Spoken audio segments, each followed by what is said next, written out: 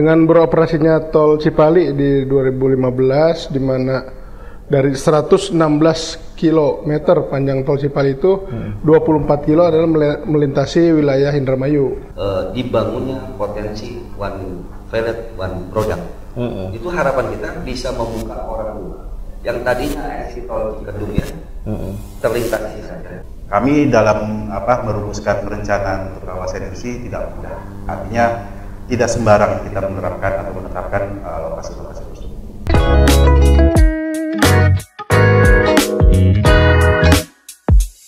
Suara jamu, barang jamu, jamu godong air. Suara ketemu, barang ketemu, kalau Kadis PUPR. Siapa Pak Asep namanya tadi? Ya, saya Asep. Oh, Pak Asep namanya Asep. Ada Pak, coba Pak namanya tadi? Omat, Pak. Pak Omat. Ada siapa? Mas Indra namanya siapa tadi? Saya Indra, Pak. Ya, Pak Indra. Ini kita santai aja ya nggak sih? Nggak formal, nggak ada yang nonton nanti. Mas Indra sebagai PLT Diskopdagi. Dinas Koperasi Perindustrian dan Perdagangan. Iya, terima kasih. Kalau Bapak tadi PR. PUPR. Ya, ini yang lagi kita mau ngebahas sesuatu yang lagi rame juga di media sosial, ya kan. Ini saya netizen nih gini-gini nih, ya kan. Saya mau tanya, kenapa Pantura sepi sejak Cipali? Dijawab dengan to the point ya. Siap. Jadi gini, sejak ada Cipali dimulai tahun berapa tuh Pak? 2015. Emang ketika saya pengen pulang kampung atau mau ke Jawa Tengah atau mau ke Cirebon, ya enak banget sih tinggal lurus, tinggal lurus gitu kan. Cuman impact-nya adalah ketika perekonomian di Pantura jadi sepi tuh. Nah, itu tolong dijawab dengan baik dan benar. Ya, baik, terima kasih. Betul tadi dengan beroperasinya tol Cipali di 2015, di mana dari 116 km panjang tol Cipali itu 24 kilo adalah melintasi wilayah Indramayu. Pantura lah ya. Ya, yang melintasi di Kabupaten Indramayu. Dan tadi tentu dampaknya sangat besar sekali. Mungkin kita ke dampak lebih ke negatifnya ya terhadap Indramayu, khususnya masyarakat yang menggantungkan hidupnya di jalur Pantura itu. Dari sekitar 86 km panjang Pantura itu, di situ kan sebelum ada tol Cipali itu orang mulai dari rumah makan, jual oleh-oleh khas Indramayu, manggahnya, ikan asin, terasi dan sebagainya. Sekarang mati suri lah ya. Mati suri. Dan itu dan tentu ini juga menjadi bahan pemikiran kita bersama, termasuk mungkin pemerintah Kabupaten Indramayu. Dan menyikapi itu, Bupati Indramayu di bulan September itu 2021 kita bersurat ke Kementerian PUPR, yaitu untuk agar ada akses langsung dari tol Cipali sampai ke kota Indramayu. Ada jalan tol baru. Ya, ada akses tol langsung ke kota. Tentu ini dimaksudkan untuk memudahkan transportasi ya, dimana sekarang itu kita hanya dikasih satu pintu exit tol Indramayu yang ada di Cikedung itu, Cikamuran di sana. Jauh Pak. Nah itu perjalanan ke sana itu 1,5 jam sampai dengan 2 jam. Dan itu memang jalannya sepi, melewati agak hutan. Nah itu juga. Kayu putih itu ya. Semua iya jalan situ melalui Jangga Cikamurang situ. Dan masyarakat Indramayu yang ada di perkotaan sendiri kalau mau ke tol itu kita lebih sekarang ini lebih enak ke Kertajati. Karena hanya 1 jam ke sana lebih cepat. Sedangkan Kertajati itu kan sebenarnya exit tol untuk Majalengka. Seperti itu. Kadipaten, ya. Sumedang. Nah, akhirnya Bupati bersurat ke Menteri PUPR dan alhamdulillah direspon dengan ada surat dari Dirjen Bina Marga, yaitu di 30 April 2022, dan mereka sudah mengakomodir dan sudah mempersiapkan trase jalan tol dari Cipali ke kota langsung ke Indramayu. Artinya akan segera dibangun. Dan itu dampaknya pasti akan sangat berguna sekali buat perekonomian yang baru kan? Ya, betul.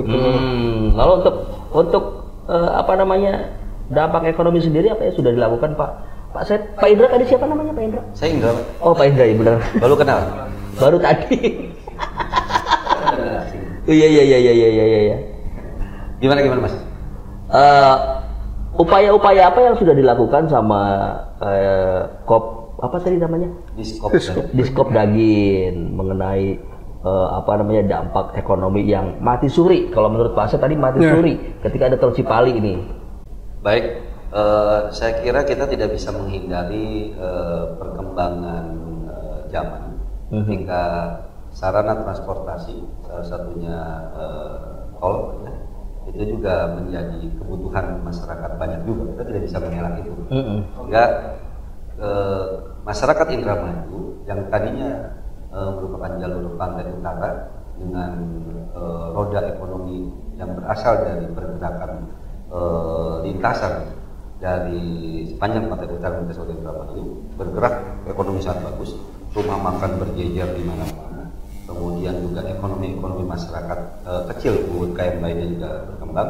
Dengan adanya perkembangan transportasi area tol tersebut menimbulkan sedikit mungkin dampak negatif bagi ekonomi masyarakat Indramayu. Itu semenjak keberadaan tol 2015. Dan itu tidak bisa kita lakukan. Dan dengan kepemimpinan Bupati Indramayu, Ibu Haja itu sudah dipersiapkan dalam ini juga. Kita harus bisa berdiri sendiri yang ditopang oleh perekonomian desa. Hingga Bupati Indramayu menggagas bagaimana satu desa memiliki satu spot potensi ekonomi wisata. Itu untuk agar kita tidak mengandalkan pantura. Oke. Ya kan gitu. Kita nggak bisa mengelak itu mati. Walaupun itu akan menjadi rantai ekonomi yang tidak terputus nantinya. Tiap desa melalui dana desa, melalui ADD, melalui APBD harus memiliki one period, one lokasi wisata. Itu harapannya itu akan menjadi gelombang ekonomi efek di domino berikutnya untuk ekonomi masyarakat. Kemudian program daerah lainnya, Ibu Nina meluncurkan program-program perempuan berdikari melalui pelatihan-pelatihan yang dibidangi oleh beberapa dinas teknis, itu juga untuk menumbuh kembangkan mandirinya masyarakat kita. Itu yang kedua. Yang ketiga, ini yang terpenting, permodalan. Bersama pemerintah daerah dengan perbankan, bagaimana ekonomi kita bisa maju dengan adanya permodalan melalui kredit warung kecil. Nah, itu juga menjadi upaya pemerintah daerah tidak melulu menangisi keberadaan tol, meratapi keberadaan tol tersebut, tapi kita berusaha mandiri, berusaha survive. Daerah kita, Indramayu kita tidak berdemik, walaupun kita membutuhkan dukungan pemerintah yang lebih tinggi. Bagaimana Indramayu kita ini selain kita adalah potensi pertanian menjadi juga kebanggaan kita bersama, tapi ekonomi masyarakat juga beberapa program daerah itu kita laksanakan untuk ekonomi masyarakat kita bisa mandiri, dan itu menjadi harapan kita bersama. Itu tuh Mas. Ya. Kita balik lagi ke Dinas PUPR. Artinya kan gini, upaya-upayanya kan kita pengen gak cuman jalan Pantura itu kan bagus jalannya, ya kan. Yang kita harapkan adalah orang-orang luar tetap bisa melewati ini. Nah, untuk menarik, ya kan, supaya orang tuh nggak bablas lewat jalan tol aja. Apa nih supaya bisa mereka lewat sini lagi? Yuk dong mampir, jajan sekedar jajanan oleh-oleh atau kulinernya atau tempat wisatanya. Kita kan pantainya panjang tuh. Jadi itu tuh Mas. Iya kan? Mungkin nanti Dinas Pariwisata Mas. Kita memiliki garis pantai terpanjang. Ya kan?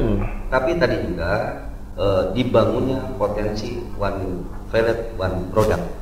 Itu harapan kita bisa membuka orang luar yang tadinya exit tol Kedung ya terlintasi saja, ya kan. Mungkin dengan adanya beberapa potensi yang belum terbuka wisata atau potensi unggulan lainnya, dari mulai keluar Cikampek ini masyarakat dari manapun akan sengaja menuju Indramayu untuk melihat spot tersebut. Nah itu kalau itu kan tetap lewat tol. Nah, sekarang balik lagi ke Panturanya nih. Pantura itu udah Pantura, keluar Cikampek kan gitu. Keluar Cikampek. Ya, artinya sepanjang dari perbatasan di Sasak Sewo. Betul. Ya kan, sampai dengan pantai mana Bali, Balongan Kerangkeng lah sampai Kerangkeng lah ya. Kalimantan gitu kan. Ini bagaimana mengupayakan orang-orang luar tetap melewati itu.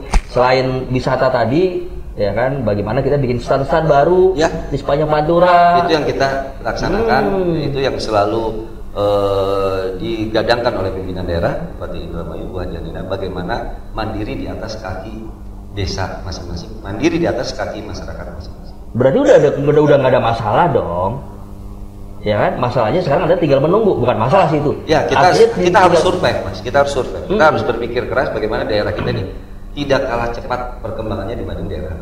Ya, tentunya dengan zaman digital sekarang juga kan, ya orang-orang bisa jualan nggak harus buka stand di Pantura gitu kan. Dengan adanya BUMDes juga, ya kan, mereka sudah berafiliasi dengan perusahaan-perusahaan besar kayak Shopee, kayak Tokped gitu kan, bisa jualan di TikTok juga. Saya rasa itu bagian dari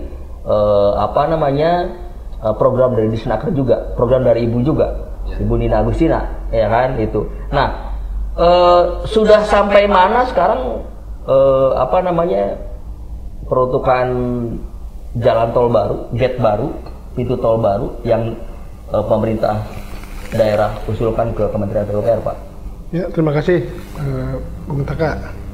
Jadi tadi mungkin sedikit ya, kenapa sih kita mengusulkan exit tol langsung ke kota itu? Salah satunya juga tadi, walaupun misalkan kita di Pantura rame, aksesnya jauh, Pak.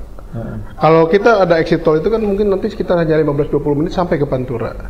Dan termasuk juga kenapa kita ngotot nih harus ada gitu ya, bukan hanya karena supaya dari perkotaan cepat mau ke Jakarta, enggak. Itu ada beberapa. Pertama kita ada Perpres 87. Apa tuh? Tentang kawasan rebana. Oke.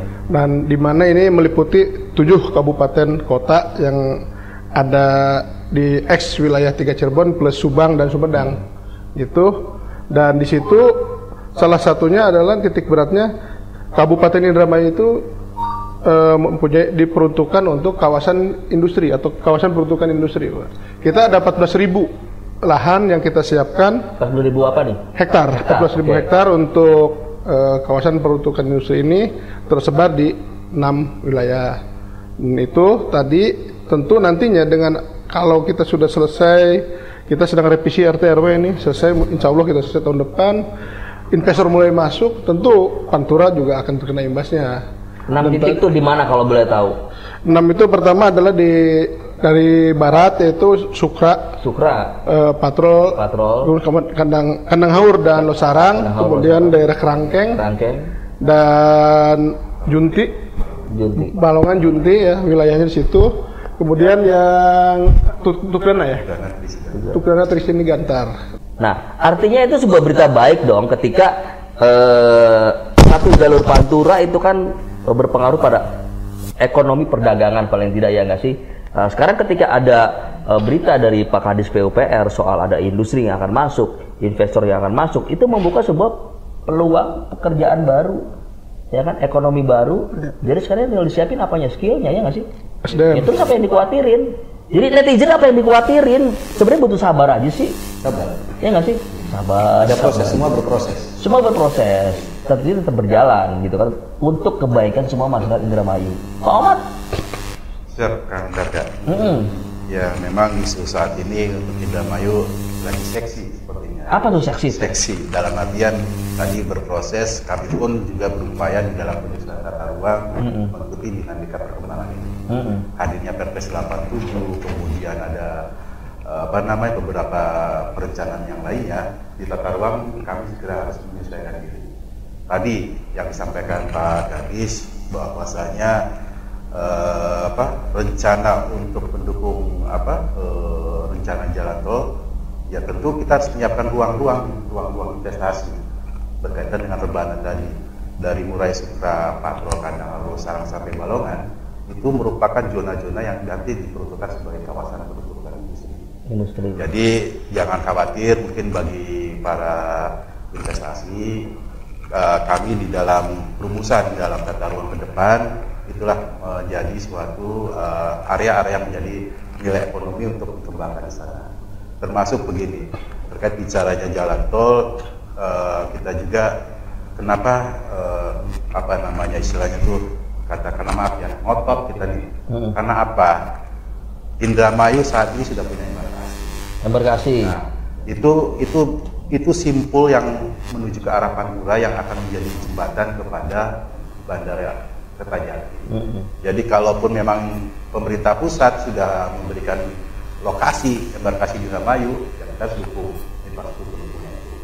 Termasuk mungkin bahwa di simpul itu juga Indramayu dekat dengan Balongan. Indramayu dekat dengan Balongan. Balongan itu apa? Itu ada nanti industri petrokimia. Sehingga pola-pola dalam pengembangan ke depan bahwa wilayah Pantura itu yaitu kita kembangkan sebagai, termasuk seksinya begini, memang Indramayu tetap kita upayakan sebagai ketahanan pangan nasional. Jadi antara seksinya antara sektor pertanian dengan sektornya industri ini kita harus balance dan harus berkesinambungan. Sehingga apa yang menjadi rencana ke depan tidak saling tumpang tindih. Kami di dalam penyusunan tata ruang ini bagaimana menerapkan fungsi-fungsi biar semuanya itu seimbang, biar itu menjadi keberlanjutan ke depan untuk pengisian sektor-sektor itu. Ya, artinya seperti yang Pak Ahmad bilang tadi bahwa sektor pertanian dan industrinya bersinergi, berjalan berbarengan, tidak tumpang tindih gitu. Seperti yang saya lihat sebenarnya pembangunan irigasi itu sudah dilakukan sama PUPR ya. Yeah. Sudah dilakukan. Jalan-jalan juga sudah 85% datanya. Artinya sudah tidak ada masalah. Yang sekarang menjadi fokusnya adalah bagaimana kita sebentar pelan-pelan merambat naik presentasinya tentang ekonomi. Yeah. Ya, middle low terutama ya, yang middle low gitu. Ya. Terus masalahnya di mana lagi nih ya kan? Semua berproses lah. Semua berproses, tapi saya mau satu lagi nih saya protes. Hiburan. Jadi gini, ya saya harus mengakui sebagai orang Indramayu bahwa orang Indramayu adalah orang yang sangat konsumtif. Iya nggak sih? Bener nggak sih? Iya. Iya kan belanja di mana di Cirebon, terus belanja lagi di Bandung lagi. Sementara Indramayu, ayo dong, PUPR bikin apa? Pakai bioskop, pakai gitu kan? Ini cerita netizen nih, ya kan? Sebenarnya itu udah ada agendanya deh kayaknya. Iya nggak sih? Ya. Tentu ini juga semua pasti akan saling berhubungan ya. Tadi karena selama ini kan satu aja kita hotel saja, Pak. Hotel sekarang lagi dibangun. Nah sekarang ini kita kan sampai saat ini kalau nyari hotel yang representatif sekali susah nih di Indonesia. Pasti kenapa? Karena orang juga kan akan bikin hotel itu kan ada yang isi nggak kan, ada yang nginep nggak gitu. Nah tadi kedepannya dengan nanti sudah ada kawasan industri otomatis kan juga akan saling ada bangkitan masing-masing lah. Berkaitan. Kunjungan juga akan banyak gitu. Masuk mungkin akan butuh hotel kan, salah satunya itu seperti itu.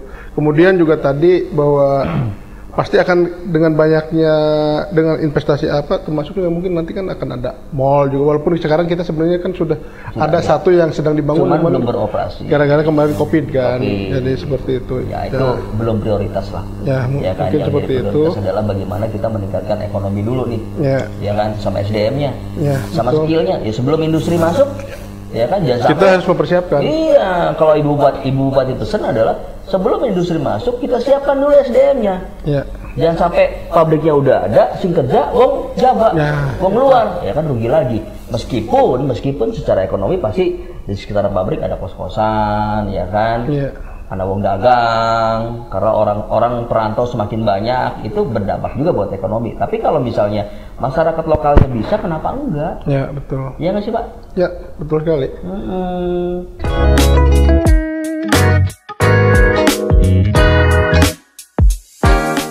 Setelah penjelasan Pak Ahmad tadi tentang bagaimana harus industri antara industri dan pertanian harus balance, ya, kita mau bertanya lagi nih. Tadi kan katanya Ibu Bupati sudah mengusulkan bagaimana membangun tol gate Indrajati. Itu tahapnya udah sampai mana? Jangan wacana aja nih. Ya. Jadi tol itu tadi bahwa setelah masuk SAP sebenarnya di tahapan itu periodenya itu mulai 2025-2029 Om. Sepanjang? Panjangnya sekitar 48 kilo. Oke. 2005-2029, tapi Bupati mengharapkan ada percepatan lah. Percepatan kemudian di Desember 2022 bersurat lagi. Agar percepatan. Dan alhamdulillah di 2023 ini Kementerian PUPR menganggarkan untuk pra-FS-nya, kegiatan pra-FS jalan tol Kertajati Indramayu ini.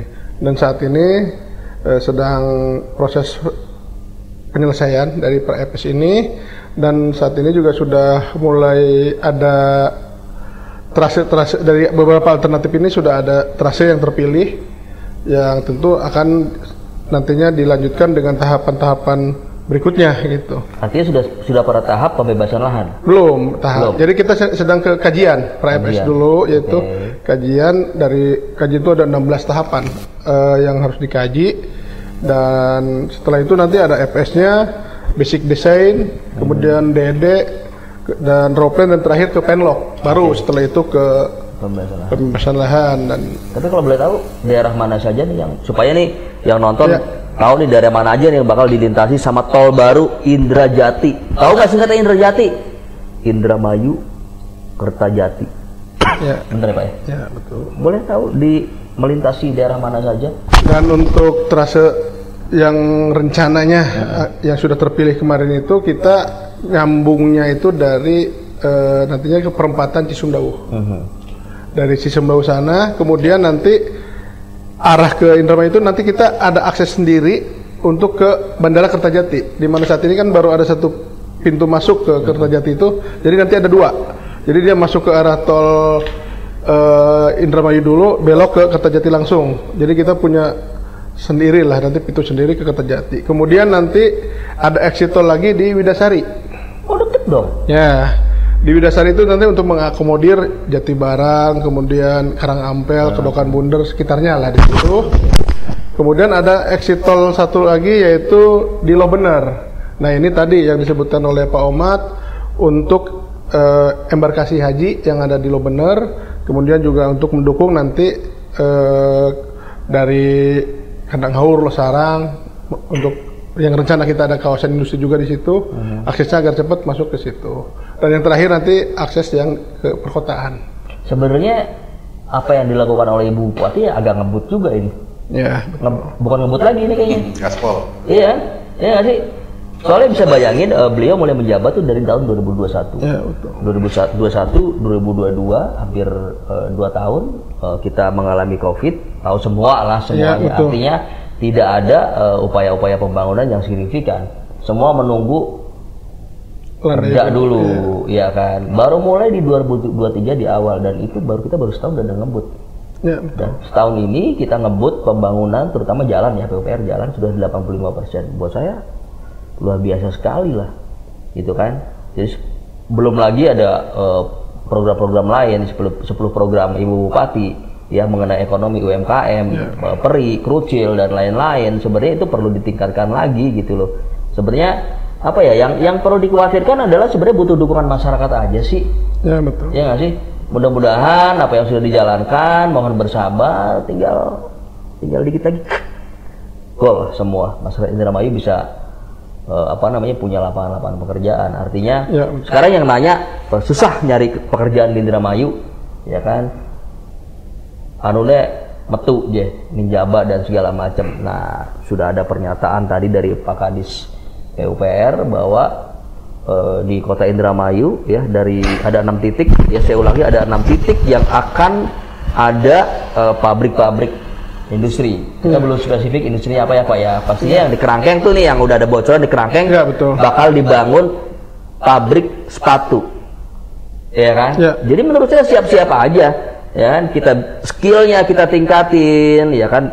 Program Ibu tuh kan tetap ada ijazah lah ya. Artinya di salah satu programnya adalah jaket kejar paket. Ya. Jadi buat adik-adik, ya kan, buat kakak-kakak yang putus sekolah, ya kan, bisa kejar paket, bisa ningkatin ijazahnya lagi yang tadi SMP atau SD jadi SMA. Karena di industri sepatu nggak butuh sedikit orang, banyak orang loh. Ya kan, sayang banget kalau misalnya dari luar. Kasih bocoran lagi dong Pak, industri apa aja bakal masuk selain sedikit mungkin menjelaskan terkait yang pabrik di Kerangkeng. Betul waktu itu investornya langsung datang ke Ibu Bupati, saya ikut mendampingi. Dari mana tuh Pak investornya Pak? Itu dari Vietnam. Ya, wah Vietnam. Bermerek dong Pak sepatunya. Ya, jadi sepatu di sana sebenarnya sepatu custom sih. bukan yang dijual umum. Rencananya. Dan yang jelas mereka di Januari ini sudah ingin mulai pembangunan, diharapkan di Oktober November tahun depan itu mereka sudah bisa operasional. Dan kemarin juga mereka, ya Ibu Bupati juga sudah cerita langsung lah, berharap agar semaksimal mungkin ini tenaga kerjanya menyerap lokal, dan mereka juga sangat welcome. Termasuk juga ini nih, mumpung ada waktu tadi bahwa kita harus mempersiapkan, jangan sampai hanya menunggu-nunggu tapi nggak ngapa-ngapain gitu ya. Sebagai bocoran sekitar 3.000-an lah rencana tahap awal itu penerimaan, dan sebagian besar itu nanti untuk para penjahitnya ya. Ya betul. Ya, balik lagi bahwa segala sesuatu yang dilakukan oleh Ibu Bupati ini sudah semakin masif dan ngebut, ya kan. Nah, Pak Omat, balik ke Pak Omat nih, perihal pertanian, ya kan. Kita ini jadi salah satu lumbung pangan nasional, ya kan. Tapi kita sering kekeringan nih, kita harus dijelasin terus lagi nih. Sering banget kering, wilayah mana terutama gitu. Itu masalahnya di mana dan upaya-upaya apa yang sudah dilakukan? Wilayah Indramayu memang sebagian besar masuk dalam wilayah irigasi pusat. Bagaimanapun juga pemerintah pusat ini betul-betul juga menyiapkan infrastruktur pembangunan. Hadirnya Jati Gede, Cipanas, kemudian Sandawana itu adalah bukti pusat bahwa wilayah Indramayu merupakan wilayah pertanian. Oleh karenanya tadi, artinya sisi keseimbangan kita bahwa secara kondisi geografis wilayah dari mulai selatan sampai tengah itu kita punya orientasi yang tadi sebagai pengembangan kawasan pertanian. Kami dalam merumuskan perencanaan untuk kawasan industri tidak mudah. Artinya tidak sembarang kita menerapkan atau menetapkan lokasi-lokasi tersebut. Kenapa kita juga menempatkannya di wilayah? Artinya ini merupakan suatu strategi di dalam melihat kondisi bahwa wilayah itu katakanlah secara produktivitas bahan pertanian memang kurang. Ya, termasuk dalam peruntukan yang ada saat ini pun tidak serampangan gitu. Jadi dalam arti bukan lahan pertanian yang produktif kita develop menjadi kawasan industri. Ya demikianlah, maksudnya sehingga keseimbangan kita biar balance itu bahwa kita semangat di dalam mempertahankan kawasan pertanian sebagaimana program Bupati juga, kemudian kita juga bagaimana menciptakan kesempatan kerja. Artinya multiplier efek yang dihasilkan dari kawasan industri sangat besar. Mungkin kita juga akan hadir beberapa sektor informalnya. Justru sektor informalnya inilah yang menjadi pengembang ekonomi lokal. Ya, tadi mungkin ada hadirnya pos-posan, warung, kemudian mungkin jasa angkutan. Itulah yang mungkin yang harus kita dukung. Termasuk mungkin ke depan para investasi ini juga harus tertib. Artinya tertib itu harus memang para investor ya. Para investor ini ya. Artinya tertib itu gini, yuk ikuti ketentuan aturan ketika dalam proses perizinannya. Jangan sampai istilahnya di dalam proses ini mengindahkan hal demikian. Termasuk di lapangan mungkin masyarakat pun juga ikut bisa memantau ya, membantu. Artinya jangan sampai begini. Sudah kita declare bahwa lokasi-lokasi demikian yang hadir tidak. Ini sangat mengganggu terhadap terwujudnya pengembangan untuk bangkitnya daripada suatu pembangunan itu. Artinya jangan berantakan Pak ya. Berantakan. Izin bangun dikit, jauh izin. Jangan. Layoutnya belum jadi, ngebangun aja akhirnya berdampak pada lingkungan sekitar. Drainasenya nggak bener, banjir, ya kan, jadi macet, antara jalan sama itu juga nggak sinkron.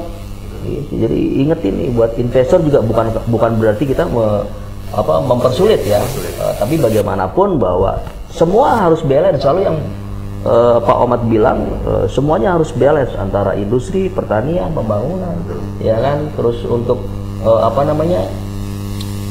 ekonomi informal juga ya mungkin akan menjamur, itu pasti gitu. Tapi bagaimana kita mengakomodir itu menjadi baik dan benar kan gitu Pak. Ya sih. Pak Indra nih, balik lagi Pak Indra soal UMKM. Ya sih, upaya-upaya lagi selain mungkin tadi ada peri, terus ada lagi krucil ya UMKM-nya gitu. Kita sebenarnya gini, saya ingin meniru daerah-daerah lain. Bagaimana daerah-daerah lain itu sih, contoh dodol aja, dodol ini kita punya dodol yang enak banget ya kan, di Karangambel. Kenapa kita masih kalah dengan dodol tetangga sebelah atau dodol di sana? Padahal secara rasa, ya ini saya nggak lagi ngomong karena saya orang Indramayu, nggak juga. Tapi secara rasa itu dodol di Karangambel enak banget, Pak. Kenapa nggak ada mereknya? Udah Pak, Oke. Ibu Bar ya. Jawab dulu. Jadi gini, tadi kita sampaikan, setiap desa itu baru tahu, Bang Taka baru tahu satu jenis makanan yang paling enak ya. Oh ada lagi Pak, satu dulu sementara. Ya. Anda jangan mancing-mancing saya nanti. Nah, banyak kan ini kan? Banyak. Nah, gitu. Pertanyaannya kenapa tidak dilabelisasi kan? Gitu kan? Program-program pemerintah daerah sudah melaksanakan program-program labelisasi, kemudian sertifikasi halal, pendampingan PIRT, dan lain-lain, laik sehat dan sebagainya. Cuma jumlah UMKM kita itu kan bukan 1-2, sehingga ada jeda waktu yang harus mereka menunggu satu sama lain. Kita bertahap. Kemudian kedua juga, produk itu adalah produk tradisional yang diproduksi rumah-rumahan. Home industry. Okay. Kadang-kadang ketika kita coba publis tawarkan kerjasama dengan Indomaret, saya tidak nyebut ya, minimarket, Alfamart, gitu. toko modern ya seperti itu, juga kemampuan produksi mereka berkaitan dengan daya tahan. Nah itu pendampingan yang kita lakukan, dinas perindustrian, dinas kesehatan, dan dinas-dinas teknis lainnya. Jadi sudah kita lakukan. Artinya ada min plusnya ya. Artinya min plusnya ada gini. Mereka mempertahankan rasa, tapi ketahanannya nggak lama. Artinya mereka real, nggak pakai bahan pengawet. Iya. Terus juga memang mereka kan tidak bisa dalam durasi lebih dari 1 minggu tuh makan kan. 3 hari juga udah, 2 hari juga udah ini kan. Nah itu pendampingan karena kita juga nggak bisa makanan itu enak. Gimana caranya supaya dia tahan lama? Cuma akan berubah kan? Akan berubah. Jadi itu kita lakukan kerjasama dengan beberapa dinas teknis. Kemudian satu lagi hal terpenting, pemerintah daerah buat Indramayu, Ibu Nina, sekarang sudah merancang, sudah kita akan melaksanakan moratorium untuk minimarket, toko modern. Okay. Nah, itu bertujuan apa? Menjaga aktivitas ekonomi masyarakat berkembang. Sehingga kita akan atur formula bagaimana satu sisi mereka bisa investasi karpet merah untuk investor yang masuk ke Indramayu. Itu adalah slogan pimpinan daerah kita. Kita silakan berinvestasi di Indramayu. Kita bantu perizinan seperti itu. Tapi kita atur formulanya jangan sampai ekonomi lokal. Ya, jadi kita atur sementara kita moratorium. Kita akan atur formulanya bagaimana mereka bisa berinvestasi dengan beberapa ketentuan yang akan kita atur. Artinya semua harus sesuai prosedur. Itu yang pasti. Tidak berantakan. Karena mereka bisa berusaha di Indramayu, kita permudah, tapi mereka juga memiliki kewajiban yang sama untuk kemaslahatan masyarakat kita. Yes. Kayaknya udah terjawab semua nih, ya kan? Kita udah banyak banget perihal program-program Ibu Bupati yang dalam setahun ini dia sangat ngebut, sangat masif. Mulai dari pembangunan infrastruktur, pertanian, industri, pariwisata, hiburan. Aduh, kayaknya saya yang coba aja pusing Pak, apalagi beliau kan. Gimana? Jadi, makasih. Oke. Pak Asep, Pak Omat, siapa Kang Indra namanya? Nggak ada pertanyaan lain, ini lagi panas. Udah kepanjangan. Siap, kita akan siap. eksis aja ya kan. Sukses terus. Intinya dari pertanyaan-pertanyaan netizen di media sosial, perihal jalan tol, perihal pantura, perihal dunia hiburan, perihal infrastruktur, terus juga UMKM, ya kan, sudah terjawab semua. Jadi silakan kalian buat yang udah nonton, ada pertanyaan yang belum dijawab atau ada pertanyaan yang belum sempat saya capture, silakan kalian tulis di komentar, saya akan capture, saya akan sampaikan ke kepala dinas terkait, ya kan, apa aja pokoknya. Mudah-mudahan itu menjawab semua kegelisahan kalian. Terima kasih Pak Asep, Pak Omat, Pak Indra. Kita ketemu lagi di Bisik-Bisik Tetangga. Bye. Bye.